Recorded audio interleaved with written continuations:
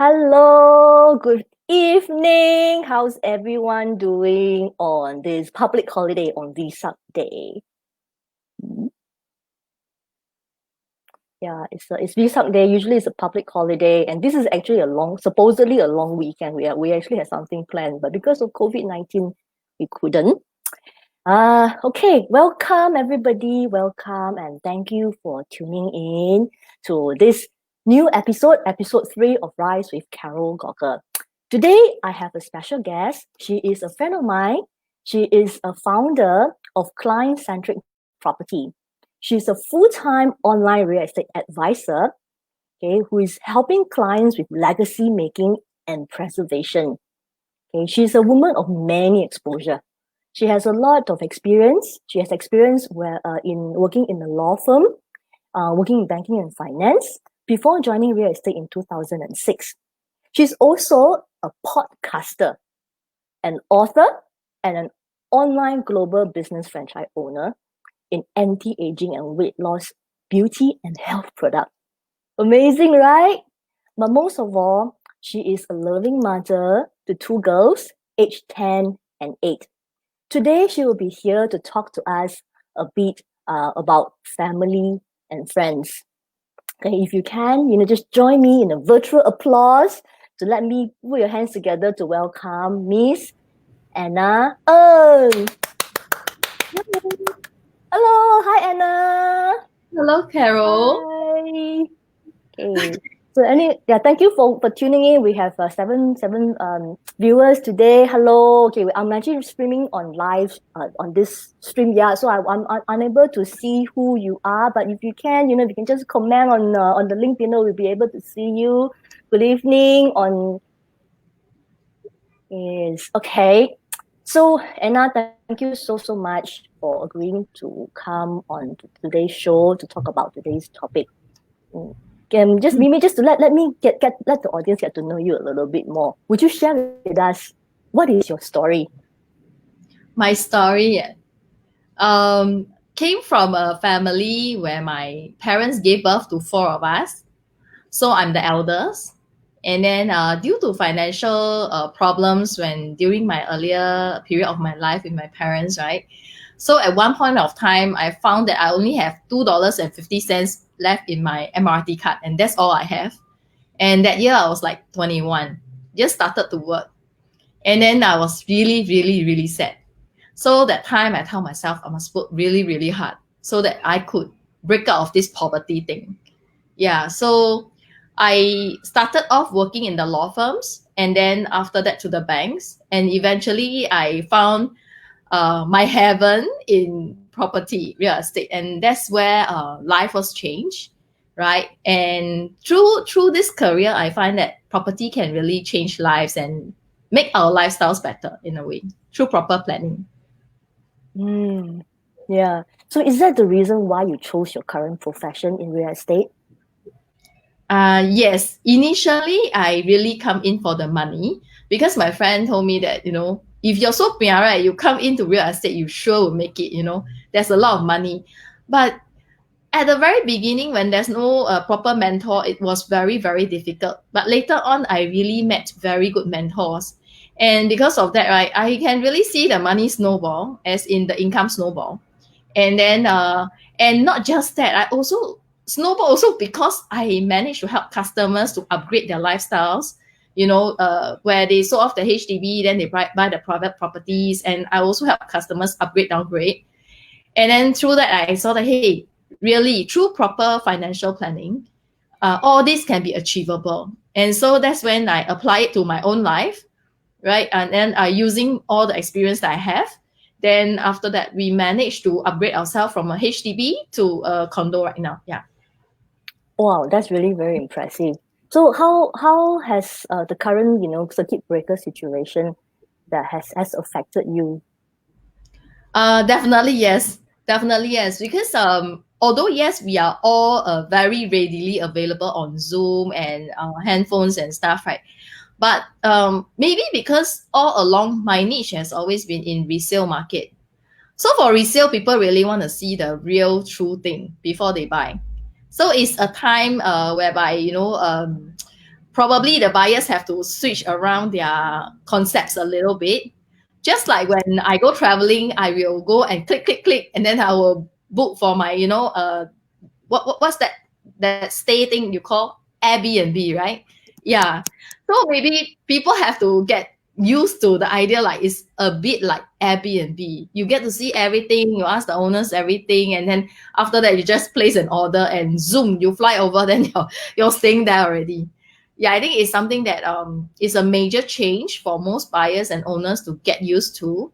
And some of our owners are not so open to see us on video either, because they say, you're going to take my video, they are a bit skeptical. But okay, for rentals wise, it's still pretty okay. Yeah, rentals is still pretty manageable. Okay, thank you for sharing on that. Can we just take a few seconds, to just say hi to a few people who just say hi? We have Anita. Hello, Anita. Hello, Julia. We have Julia as well. Yeah, hello. Hello. If you have any questions for Anna, we can actually have a Q&A session towards the end of our Facebook interview. Because today Anna is going to share with us, some tips about maintaining a good relationship with the family and your friends, and in particular sharing with us, what's happening in her life today amidst this circuit breaker situation. So what are the changes you have to make during this challenging time? I would think, because happened that during this circuit breaker, my mother-in-law, who's been taking care of my children full time, she has passed away, unfortunately. So due to that, right, since January period, when COVID-19 circuit breaker wasn't kicked in yet, since January, I have been taking care of my kids. Yeah, because that time she was already in a hospital.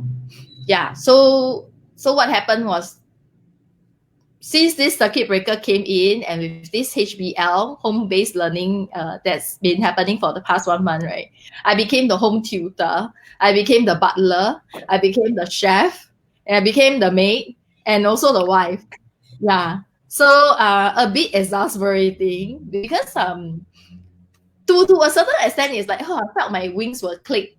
I couldn't go out and meet my customers as much as I liked before. It's a kind of, I feel like, am I losing that personal touch to my customers? But at the same time, for this COVID-19 period, for circuit breaker, I find that it's also this part that we bond more with the family. Yeah. Of course, there's frustrations, like how come the Zoom is not working for the school and blah, blah, blah, blah, blah. But amidst all this confusion and exasperation, end of the day, I still find it good. I get to see my children, their daily progress. And then I was surprised that they can actually load a lot of things online by themselves to their teachers, which at first I thought wasn't possible.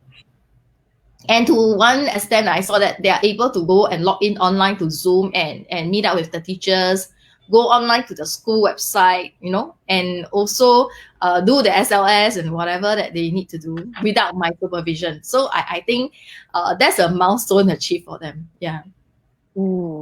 Yeah, I mean, it is a challenging time. I really, really feel you, because, since the start of home-based learning, there's actually a new routine that I have. Yeah. So, it's about incorporating all the various things that you don't do, and then, the things that my working hours are usually when the kids are in school, right? So right now I can't, because I need to pass my laptop to my child. Right now, my boy, in fact, he just came over and asked me a question whether he can watch Netflix tomorrow. 10 o'clock and he's still not sleeping. So yeah, because the children, they don't have an opportunity to go and expend all their energy during the day. So and then that's why it is actually quite challenging. And I also understand, because right now today is actually Vesak Day, and most of the time, if actually on normal day, right, people will usually take tomorrow off, and then they will have a super long weekend, and then they will go somewhere. And I also understand that you are an avid traveler, right? And then you like to take your children, on various adventures overseas. Would you share with us a little bit about that? Okay. It all happened because many years ago, when I just gave birth to my first daughter, that was in 2010. And then 2 years before that, I already knew that, or say, I should say, okay, I got married in 2005. So in 2005, shortly after I got married to my husband, we discovered that he had this sleep disc problem. And there was a point I was crying very badly in the bank, talking to my superior, because my husband was contemplating whether to go for an operation that involves the spinal from the neck, and it carries a 11% or more risk of being paralyzed from neck down. Carry heavy things as well. So that time I was really, really distraught.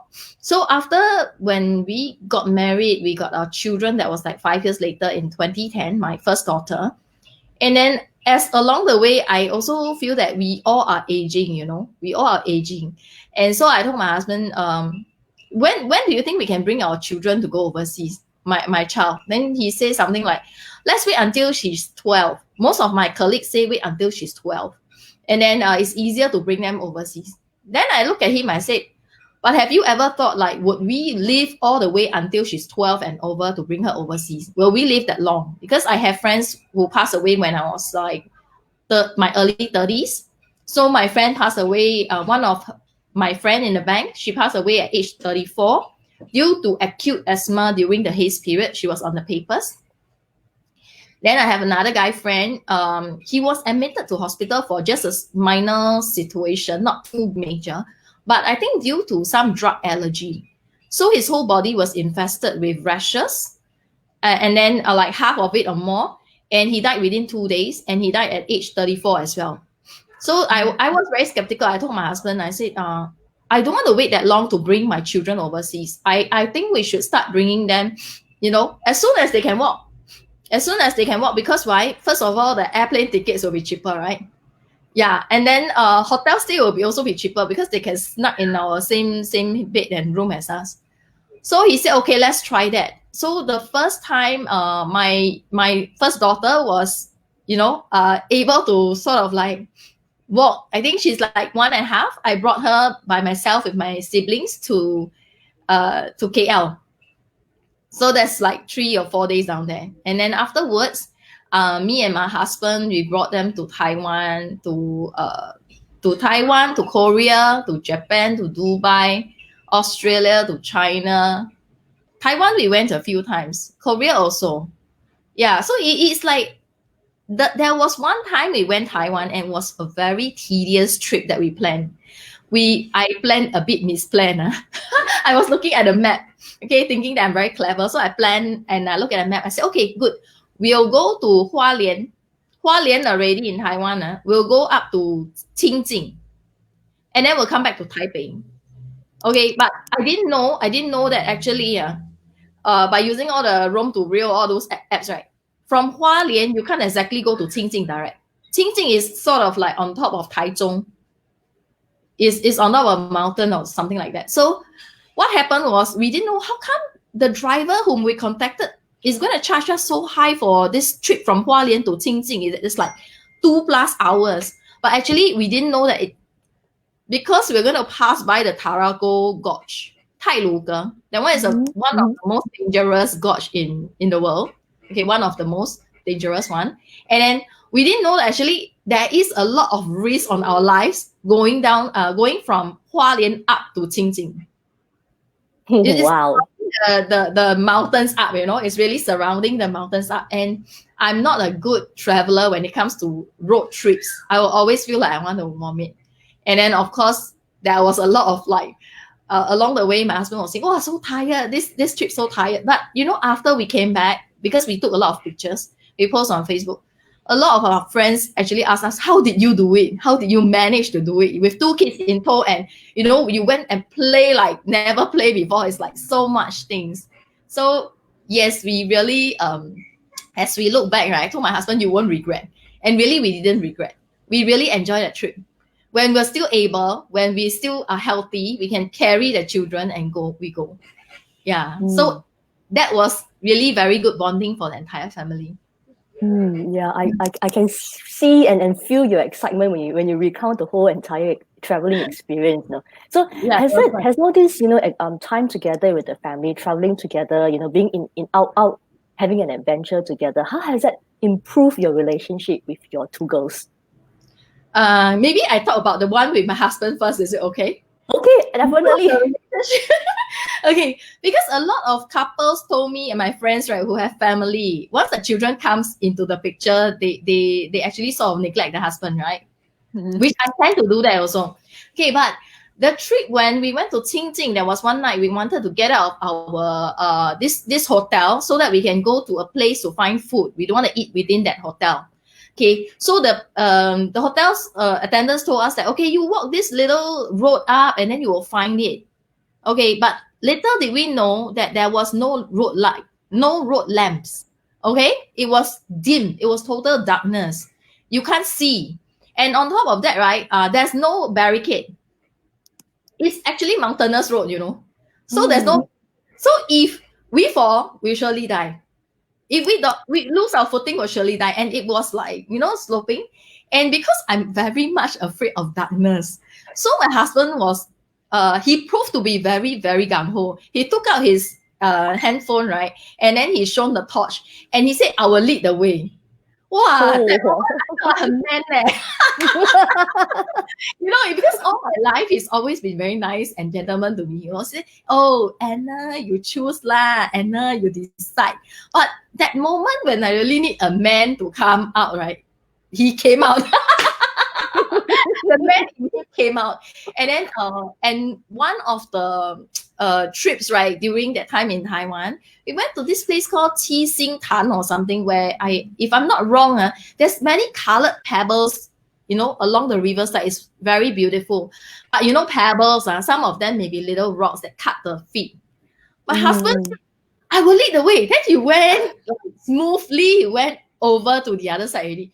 And then I felt like, wow, 他很不一样嘞，他真的是 lead 嘞，他真的是 lead when there's danger or anything, he really lead the way and then he took care of us. So, after all these trips, right, I really enjoy it because 我会觉得说，哇，我老公真的是很不错的一个男人。Yeah. Then for my kids, right, there are naughty moments. Definitely, they have naughty moments. But I also feel that because I'm very sensitive spiritually type of person. So if that hotel is haunted or whatever, I can feel. So what happens is sometimes I may come to a hotel, then I dare not sleep, But so lucky that I have a superstitious belief in myself that 我女儿一个属龙，一个属虎，有没有？ My husband 属马嘞。I am born in the year of the small miserable monkey. So 我每次很怕 but the moment they all sleep near me, snuggle to me, wow, I can sleep very well. I told my husband they must sleep with me. 卧虎藏龙, that's why. So I told him 左青龙右白虎我已经摆好阵了 nothing can come near us. But the thing is, okay, one of the trip I really felt we bonded so well was Japan. We were at the onsen, one of the onsen. My husband, he actually came across an onsen for us to go to. Was really nice because at first I was very stressed. I was like, wow, so many women naked and then myself naked, my children naked, all naked butts. Then I must make sure their butts are clean properly before they get inside the waters and don't dirty the water. What if they don't listen to me? What if they run up and down? What if they... But actually, eventually I felt that, no, it was a very good experience for us to bond together. In fact, my girls enjoy. They say, hey, mommy, we are going to bathe with all these people, all the babies. Then they say, wow, mommy. Then after that, my daughter said to me, mommy, you don't have to feel that you're fat, Then she looked at another one. She said, that one more fat. She's so fat, so a bit bitchy. So, but the thing is, along the way, my children saw me for being fearful. They saw me, the vulnerable side of me. They saw me being fearful, saw me stressed, they saw me like angry, frustrated. So they actually know me very well. So there are times I really feel sad because of my mother-in-law. And when I cry, they will come and pass me a tissue and give me a hug. So it's like, I felt all these trips that we went with the kids, maybe here and there they might forget, but I feel that the bonding, the feelings we have for each other, it is always there. Yeah. Yeah, I So it's very- definitely 100%. Yeah, Mm. 100%. Really agree with you on that. That's why today's topic is about family and friends. Because I noticed that you're very close to your family, and you're exceptionally close to your mother-in-law as well. I'm so sorry that she passed on. And really the deepest condolences. And how are you coping right now, as a family, without this key person who has been in your life, which she has always been there, helping you to raise your girls when you're out, running your own business. So how has that changed for you? Obviously, when she's not around, I really feel like 大乱方寸, no? It's like Mm, she's not just a mother-in-law to me, she's also a mother to me. Why I say so is because since 05 I married my husband, there was a short period of time she really stayed with us for 4 years. But during the first 4 years, I am not a very good daughter-in-law. Being young and career-minded, I am not the kind of daughter-in-law one would expect. And in terms of house chores, I'm also not the kind of daughter-in-law who likes to clean up. Okay, so and my focus was fully on career in the first 4 years that she stayed with us. So definitely we have our clashes. Then afterwards, when I got this postnatal depression that I wasn't aware of, that was the time she moved back with her elder son to stay. So she only has two sons. So the elder son and my husband is the younger one. So these last few years of her life, I was very grateful she was here for us all the time. Not just that, she even attended to all my apparel. Before I went out, if I didn't tie this ribbon here, this little button here, this little button behind my zipper not done, she would help me do up everything. Check for me before I go out. Yeah, to that extent, 无微不至的一个妈妈. And then whenever I cook, she'll be there to taste all the food that I cook. I'll ask her, hey, how is it? Is it okay or not? So it is a kind of bonding. You see someone every day, and she understands you so well. 她比我肚子里的蛔虫还了解我，真的真的。And my only sad part is that 为什么我 take 这样久才来了解她的人有那么的好？Yeah, I should have paid a bit more attention to her, right from the very beginning and not waste all the years. So, but well, now she's not here. I remember her last words to me. She didn't say that I was no good at all, no. I was very surprised. 她没有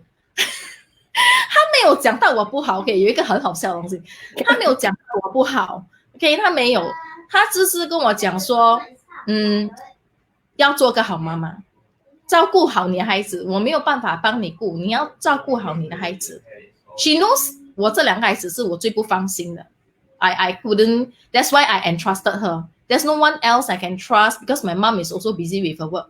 So there's no one else I can trust to take care of my two daughters besides my mother-in-law. And then, so her last words to me was really this, and she told me, "Oh, don't be so sad. No, don't be so sad. You must carry on." And she even told me that your live videos must carry on because every night when I do my live video, right, she used to actually watch all my live videos, and next day she'll come back and tell me her feedback and tell me she enjoyed it, or like, hey, how come the lighting was dark? You should show more of your face, that kind of thing. Yeah, so she's a very supportive person. So when she's not around, there are many times I really broke down and cried. But at the same time, I also know that what she wants for us is to be happy. Yeah. So no matter how we still have to carry on our life and do the best in whatever we can, because 那个也是她生命中的宗旨. It's something like her essence of her life, and something that we can pass on. Yeah, I'm just very curious, it's like, because you're running your own business, like you mentioned, started in the beginning of your life when you started your business, which you joined the real estate business when in year 2006. You got married in year 2005. So it's a year after that. So without her support, do you think, you would be able to be who you are in the business world today? Do you think that family support, from her is actually that important and integral part of your growth as a businesswoman? Yes, yes, definitely very important because thanks for bringing it up. Yeah, she's definitely very important because um, in year in one of the years, I can't remember, I think it was 2018, I suffered from depression due to some family matters. So for the period of 6 to 8 months, right, she was the one who single-handedly take care of my family for me. I just dive fully into my work, you know, blindly into my work.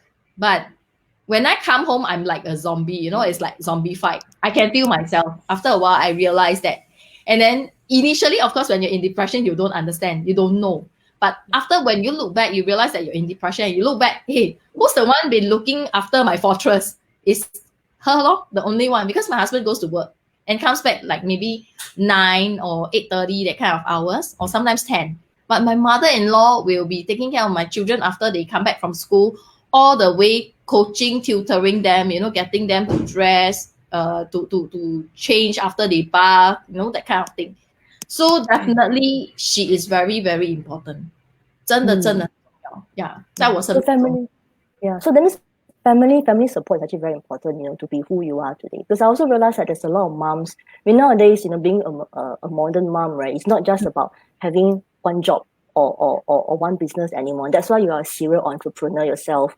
So would you say, or rather, what kind of tips would you give our audience today? Who's actually a mom, who is actually trying to juggle life. Being a career woman, being a business woman, and also on the home front. What kind of tips or suggestion would you give to the audience today? Okay. Maybe I share with you the part when I decided to ask my mother-in-law to help me out with my kids. Because like I mentioned, the first few years of my marriage, that time I was really immature, right? So we didn't have a good footing at the beginning. But when the time comes that I wanted to come back to real estate, and then I said to my husband, hey, I think better to get mother to help me because I felt that she's the only one I can trust. And of course, there's a lot of naysayers because actually I do have clients who confess to me that they go to work, female ladies, working mothers, and the mother-in-law, talk behind their backs to the children. And when she comes back home to take care of her kids will treat her like an enemy. The mother-in-law actually painted her in a very bad light.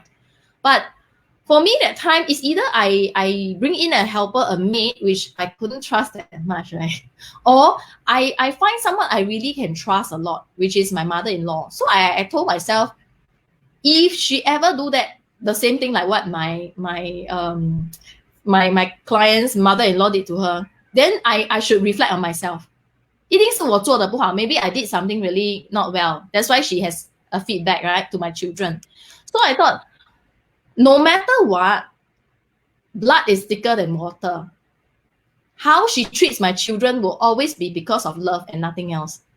So it doesn't matter if she said happened to say anything, but actually she didn't. She was really very nice to my children and me. Yeah. So at first I was thinking, oh yeah, 可能会这样, but then this thought was quickly pushed out. And because of that, right, she really dedicated so much to my family. I was able to fly to KL on one attempt and come back with a sizable deal that got me like top 10 in ERA in pre-eminent for that 1 year. So yeah, so it's really important that we learn to trust, especially our family members. Yeah. Yeah, she's not just a mother-in-law. She's also the mother of my husband, and she has brought him up to be the man he is today, the father of my children. Yeah, so it's really important. Yeah. That one I agree with you 100%. I mean, I'm also very grateful for my mother-in-law. I mean, partly the thing is that because we are of different nationality, she's German, my husband's German, and then we have differences with regards to our beliefs, culture, upbringing, everything. So it was actually quite tough as well, trying to actually find the middle ground. And then it just so happened, right, and this weekend is Mother's Day, right? How do you plan on celebrating Mother's Day? It's quite impossible to celebrate that days because my mom stays in Marsiling. She's all that I left now, right? Because I previously I got two mothers, my mother-in-law and my mom. But now my mother-in-law passed away, so I'm left with my mom. My mom is right now in Marsiling. Okay, so what happened is that I couldn't really be there physically to spend time with her, but I do call her up more frequently already because I really realized that our older folks have no time for us. It's not we are busy with work or we have busy schedules. Their time is so limited. The time is really so limited. So it's important that I really place a bit of priority for them in my life. Yeah. Call them as and when we can, then send gifts over if I cannot be physically there. Yeah. So at least she knows, oh, 我女儿有讲到我. It's not like, oh, day long, it's like, what? True. But very interestingly, during this circuit breaker time, right? There are actually families who ended up having a lot of problems, having a lot of challenges, and also it's also a time where family come together a lot more closer. And I see that is actually something for you. And maybe let's just bring the topic back to your work, as a real estate advisor, because you are helping clients to build legacy. So can you share with us a little bit, how do you define legacy? How are you helping your clients to build a legacy? Okay. How to help them build a legacy? First of all, I look into how to expand the assets based on their own financial standings. And then, of course, then we'll have to do calculations. That's very important. And then we have to zoom into how old are they, how many children and stuff like that. What are the main challenges that a customer usually will face? One of my ex-customers, they have to downgrade is because they want to cash out from the Tanah Merah Crest. That time when market was really bad. It's a condo 3-bedroom, choice unit facing the swimming pool. But they have been selling for 2 years, they couldn't get it sold. And finally, when I sold off for them, it's the reason because they need to sell it off so that they can cash out for the children's university funds. So that's one of the challenges. So when we plan like the assets, like when and how, we have to make sure that, at different intervals, you must have an exit plan, so-called. Right? You cannot be buy. Then when are you ever going to exit? And why you should exit at a certain point? Exit because of maybe you should downgrade now or upgrade later, or things like this. But how to build a legacy is also in terms like like in the case of my mother-in-law, her case was the property is tenancy, joint tenancy, and it's not tenancy in common. But actually she has plans to sort of like leave the property for the sons instead of for her spouse. So all these will come into play where the legal knowledge from my past experiences in the law firms will come in. Yeah. So we really have to zoom in. Okay, if let's say the customer is really in the hospital on the verge to leave the world, we also have to make sure that things are carried out according to their plans, especially for the property. Maybe they bought it for 60,000 last time. Now it's worth maybe 200,000 or more.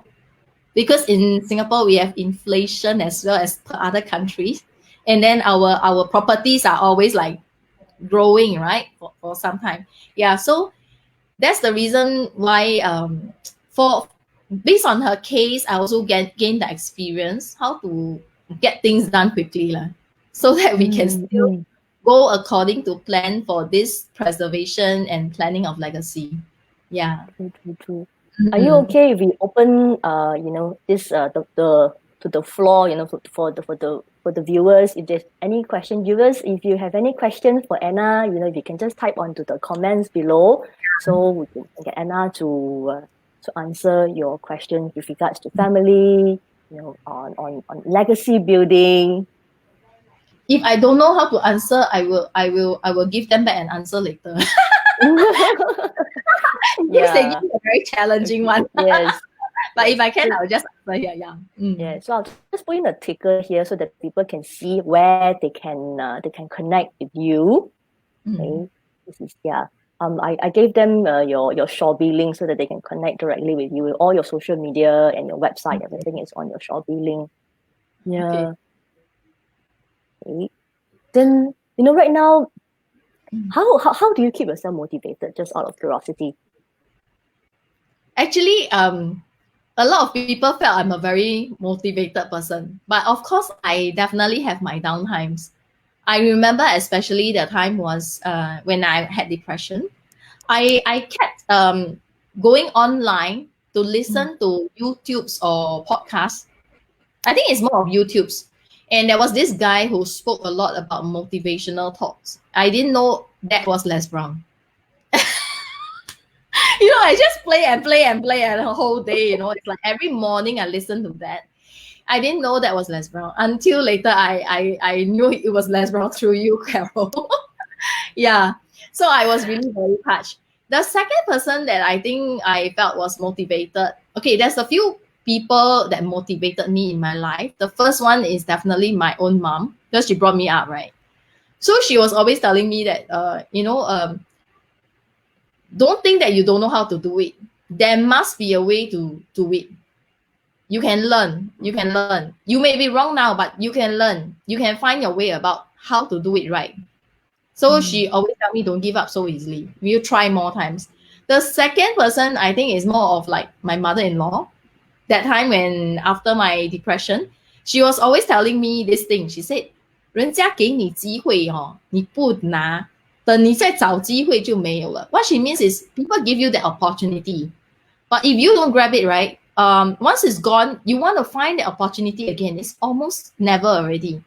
So there's many times like I pick up call, I'm a bit lazy, and then I think about what she said. Oh yeah, better grab it. Yeah. So that helped to motivate me as well. It's always from the elders, 长辈咯. It's always from the elders. Yeah. I feel that they give very good advice. Yeah. Yeah, it's true, definitely. Yeah.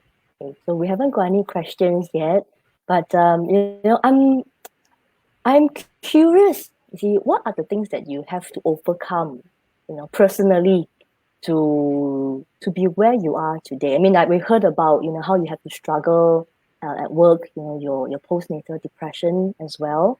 So, what other things that you will have to overcome to be this amazing businesswoman that you are today?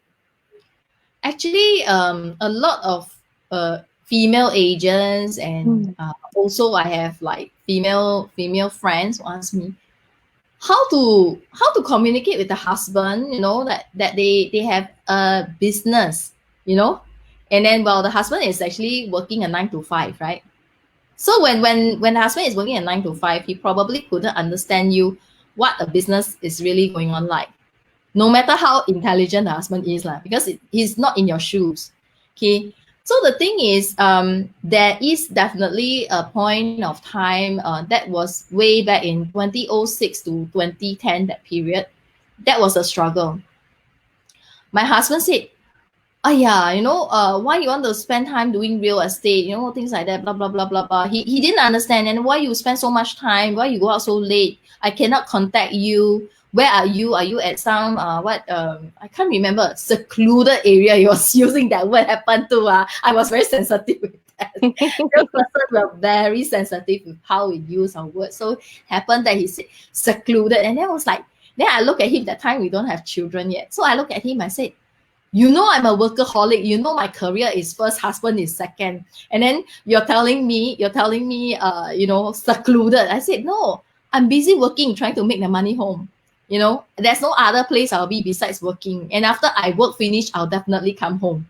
I'm not gallivanting outside. So many times I said that to him. And eventually, when he started to see that the money's come in, then he realized, yeah, you're really doing well.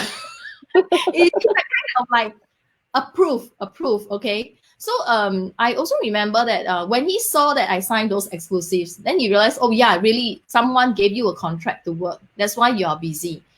And this is also one of the reasons why most of the trainers will always tell the young agents, you have to get exclusive, because it's a form of accountability also to your family. Why are you working so hard? Why are you spending long hours outside the house and not at home with your family, you know, with your children or husband or whoever that is? Why are you outside?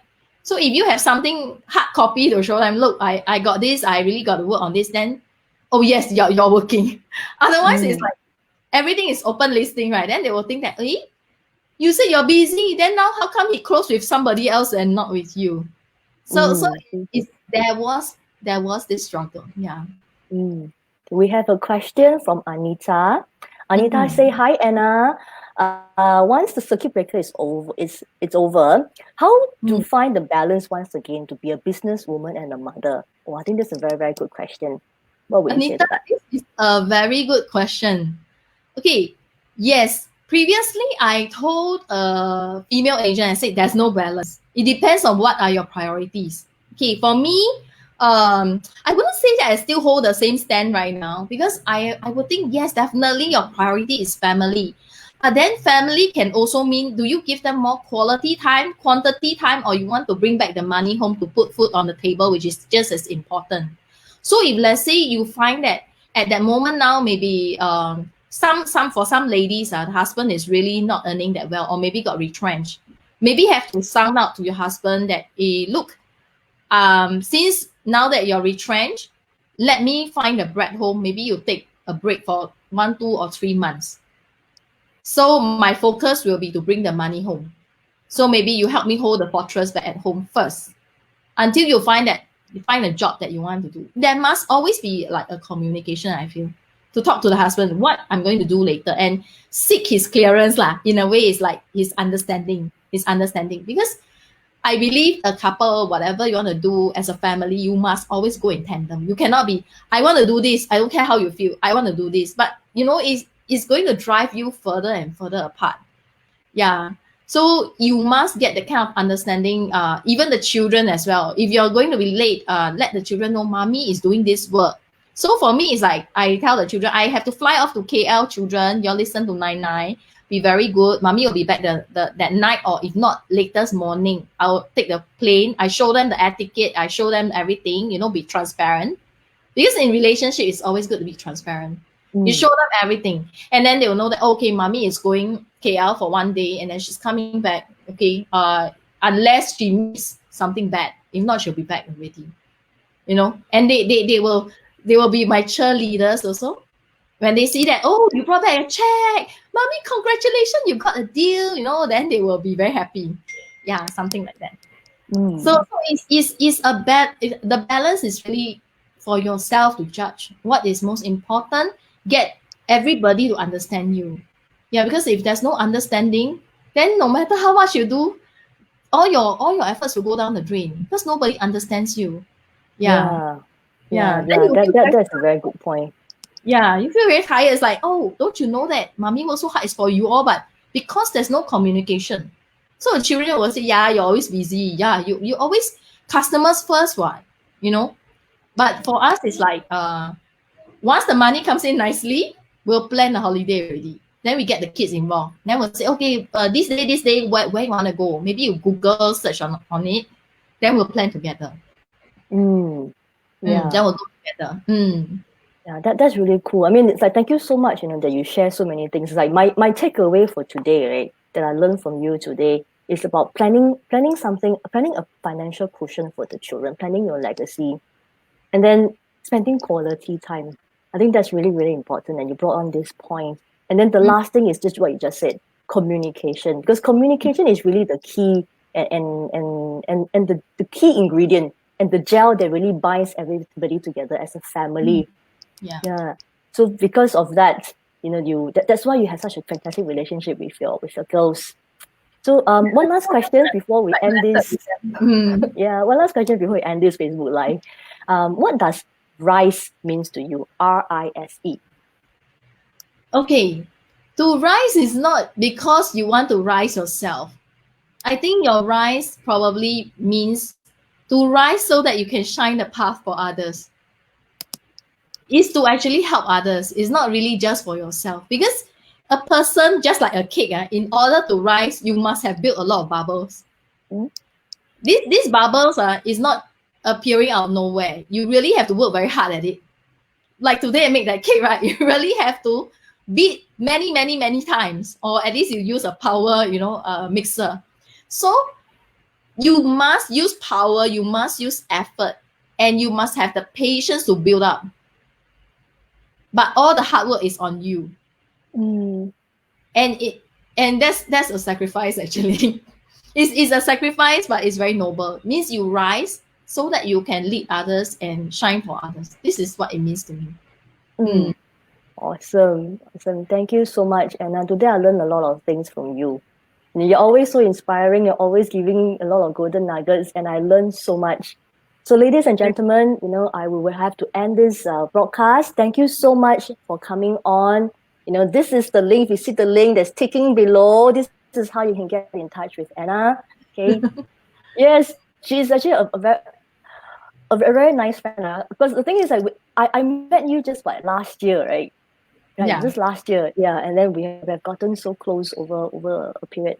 So you can see what kind of person she is, and she is the person that you need to go to build your legacy, right? So thank you so much, and Carol. may you have a fantastic weekend that is coming. I'm sure your husband and your children are having some special surprise for you for this Mother's Day. Okay, so if I don't see you by then, happy Mother's Day to you, Diana. Yeah, thank you. And thank you so much for you. thank you, and happy Mother's Day to all the ladies, who are actually watching this, and then for all the gentlemen who are watching this, also happy Mother's Day to your mom and also to your wife as well. This Mother's Day is going to be so different, and yet it's going to be so meaningful at the same time. I think cherish is the word. Yes, very, very much so. Cherish the time together. It is difficult, but then we will get through this together. Yes. Yeah. Thank you for hanging out with us. So this is Carol here signing off. Thank you, Anna. Thank you. Thank you, everybody. Next week, same time, come and join us for another conversation with an amazing lady at Rise with Carol Gawker. See you. Good night. Good night. Bye-bye. Bye.